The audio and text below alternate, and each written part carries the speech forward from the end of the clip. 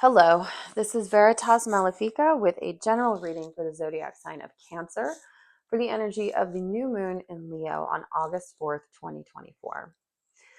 Please keep in mind this is a general reading, not a one-to-one or personal reading. So if you are not resonating with every single message, it's because I'm tapping into a collective energy and not just yours specifically. If you are looking for a personal reading, I do offer them on a very limited basis. There's a link listed in the description box below if you are interested in finding out more information about that. Yes, I've already meditated on the energy and shuffled the cards, and I'm going to go ahead and pick some, get started. I will say I got a really strange feeling while I was shuffling. I tend to connect with the zodiac sign I'm working with for the reading, as well as the energy of the astrological placement. And I feel like those two things were opposites for me. I kept going back and forth and back and forth and back and forth. And so I don't feel like this new moon is going to be the best one for you. And it's very interesting. The cards are like, I don't know what to do. I don't know what to do. I'm going to go one more time through the deck. But I don't think we're going to get a huge amount of cards with this. And I don't feel like this is going to be a great new moon for you. I feel like it's going to be very quiet and very introspective. And I would recommend getting a lot of alone time. Two of Cups in reverse at the bottom of the deck. So disharmonious. This is exactly the energy I was feeling as I was shuffling and meditating on the energy. This is just, these two energies don't go together.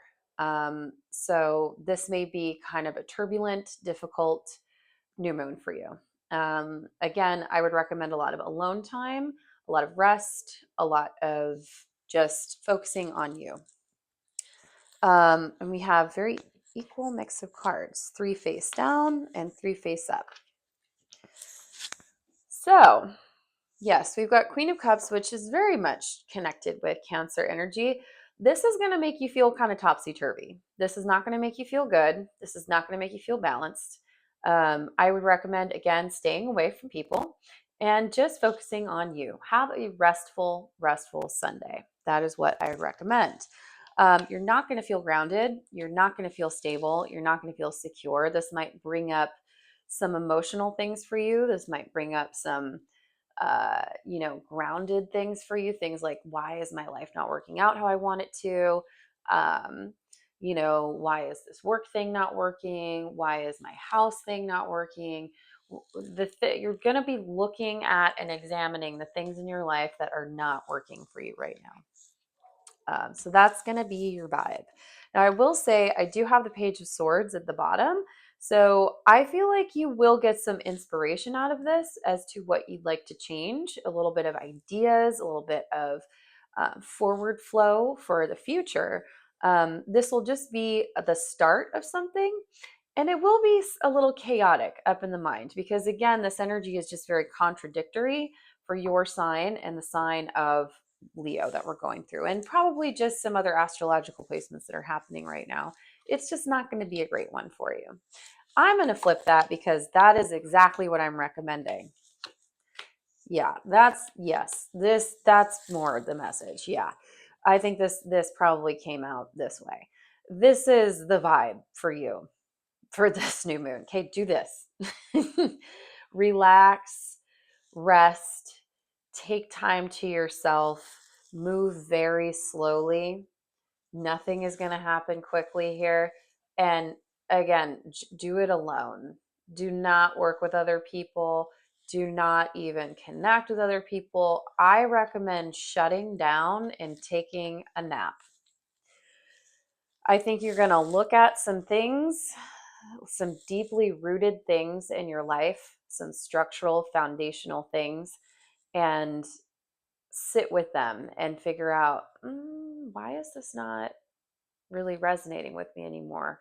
Or what things in my life do I need to change and shift? And what are the new things I need to bring into my life to create balance and create harmony and make me not feel like I'm going insane? I'm gonna get more cards on the Hierophant because that's the major. This is the thing that's gonna. This is your new moon um, meditation, if you will. This is your new moon focus. Is the Hierophant in reverse. If you have access to a tarot deck, I would meditate on that card specifically, and if you want to look up any meanings of that card, the traditional meanings, everybody kind of has a different traditional meaning. There are some basic meanings, of course, that go with each card, but you can literally study one tarot card for the rest of your life. And when we're doing readings like this, we're tapping into the energy, we're tapping into what's the whole story that's happening here. How do the cards communicate with each other and the energy that we're getting? So I would encourage you to look up traditional meanings of the Hierophant and kind of focus on those themes, which for me is like dogma, structure. It's the card that represents Taurus. Yep, this is an illuminating time. And I find that really interesting that this particular Page of Swords at the bottom of the deck, we're not going to get a lot of cards today. We are not going to get a lot of cards today. I find this really interesting, the imagery of these two cards. Don't they look the same? Don't they look the same? So the Hanged Man is very much about shifting your perspective and illuminating yourself by seeing things in a different way.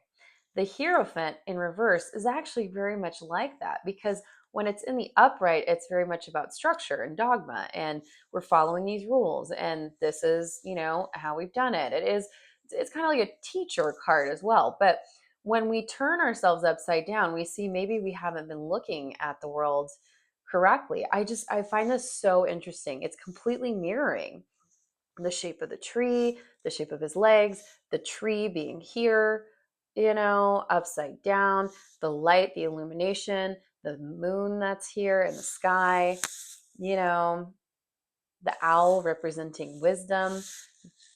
This is crazy.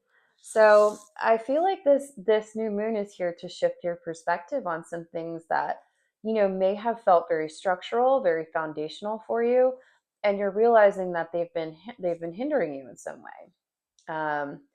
Some things need to shift in order for you to move forward in your life, in order for you to have the inspiration that you're looking for, which that's what's coming. Is there's an idea, there's a focus, there's a something we're wanting to create in the world and bring it down from the ether into the manifest world. Now, doing that is a difficult task, but the starting of it is like, it's important. There's some kind of inspirational force that's coming towards you. And I think it's going to come from you really sitting in your own energy, resting, not moving quickly, and not looking to others for the answers. This is going to come from within. This is all about you. And why are you feeling like this?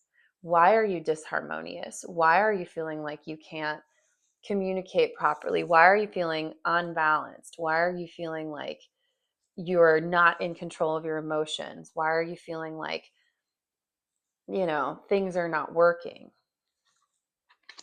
There's some foundational things that need to shift. There's some illumination that needs to happen. Meditation, very important for this new moon, to think about, what is it that I need to change? How can I flip this perspective? Yeah. I very, very strongly feel like you should look up the Hierophant in several different, descriptions of that card, because everybody's slightly varies. And looking it up, what it means in the upright and what it means in reverse.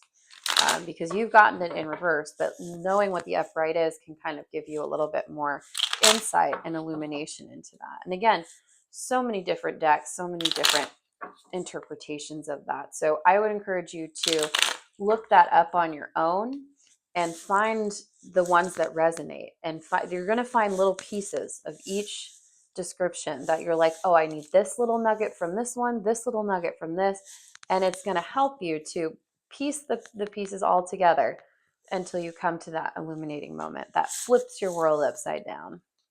But again, don't listen to other people. This is why I'm not giving you the traditional, like the whole description. I mean, I could easily get out a book and read you 5 different, descriptions of the Hierophant, but I'm not going to do that because you're meant to do it yourself. You're meant to go within and do it.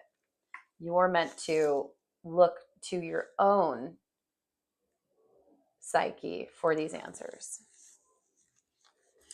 2 of Cups at the bottom there for a second again. So there's some kind of imbalance that needs to be cleared out. I want to know more about the Page of Swords.